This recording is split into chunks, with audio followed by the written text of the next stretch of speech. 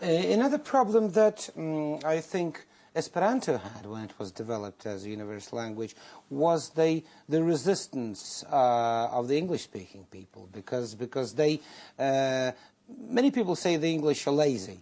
This is the reason why they don't learn another language. I think the reason is that there's no point. They're just rational. What's the point in learning any other language if you can go anywhere in the world and people would understand English? Well, so with Europanto you will have the same resistance of the Americans, the English, the Canadians. And definitely. You learn a language when there's a need. When you really need it. When it's important for you, for your life. Otherwise, why make the effort? So I understand the position of the English-speaking people. They do not need to learn a language because everybody speaks their own language. But is still their own language? Because so many foreign people now speak English that sometimes it happens English speakers, true English speakers, do not understand the international English other people speak.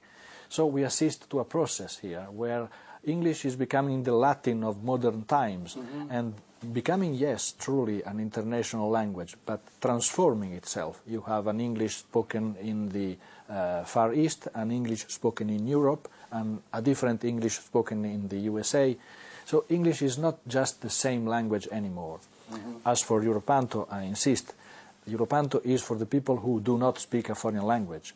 So you do not need to study it, you just improvise. You make yourself understood with gestures, with words, with imitation, and this is always the best way to communicate. Well, Italians are very good at it. Is it true that you Italians, you can like order a meal in the restaurant or talk to your friend without opening your mouth, just with gestures? Yes, more or less, yes. When we speak of Italian notions like spaghetti and vino rosso, then it's easier. It is more complicated if you have to develop a reasonment or some philosophical ideas with gesture. This wouldn't work. Have you tried to speak to Russians in Europanto, or at least introduce them to this language? Well, in these few days I've been in Moscow, I made a point trying to speak the little words of Russian I know and putting together words to make myself understood.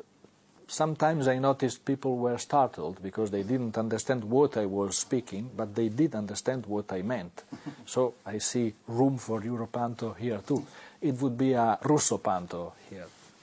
Well, the Russians actually are speaking Russopanto, because when I listen to the young people, just a small talk, half of the words are foreign already in Russian. It is a process. Yeah, you take words from the modern world, from technology, from communication, from the internet. This is a process we are not used to see in our lifespan, but it is under our eyes now. You were present at the Euro Readings Festival here in Moscow. You introduced a book, didn't you? Yes, I presented my... What was the book? Well, I published 10 books, 10 novels. The one I presented here is a novel whose title is New Finnish Grammar. It is not a grammar, it's a novel, and it is the story of a man that loses his memory and his language. And he tries to understand who he is and what language he spoke before of this accident. The story is settled in the Second World War, partly in Italy and partly in Finland. Again, with my novels, in a more serious way, I try to develop this reasonment about languages that is my favorite subject. And with my second novel too, whose title is The Last of the Vostiaks, I develop an exploration of what happens to a man who is the only one left in the world speaking a language. This Vostiak comes from Russia, actually. He comes out from a gulag at the end of the Soviet era, and he discovers he is the only one left speaking this rare language, the Vostiak, and he is nobody one left to speak with. So what happens to a man whose world is disappeared because there are no more words to tell, to speak about it?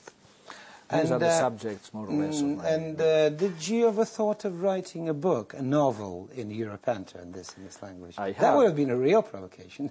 Well, I have. I wrote short stories in Europanto, published in France 10 years ago. Las Aventuras des Inspector Cabillot.